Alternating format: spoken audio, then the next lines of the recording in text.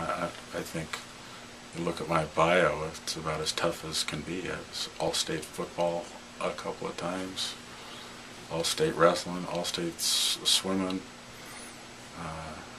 rugby, military, all that stuff, but I just could no longer take the pain.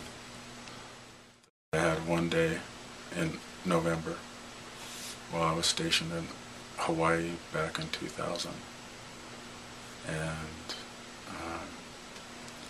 things with work and relationships and being away from Montana and all of that kind of really came to a head. And the key thing to realize is try to understand where that person is I couldn't take it another second, and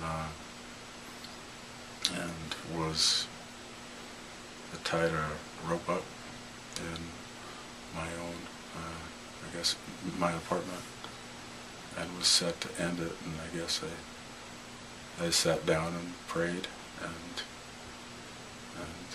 the most utterly wrong kind of prayer, I guess, just said, you know, God, I'll give you 5 more minutes, and if you want to put me to use later, find some way to keep me around, because I'm just in too much pain.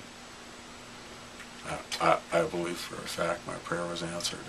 I found somebody on my way to pay the rent, and he was crying, and helping him took my brain away from that irrational thought. And people think about how could you do that to your family members, and how could you do that? And you have to put yourself in the middle of this irrational world. In the middle of these irrational thoughts is you're not thinking clearly. Your brain is not working. It's fundamentally not working.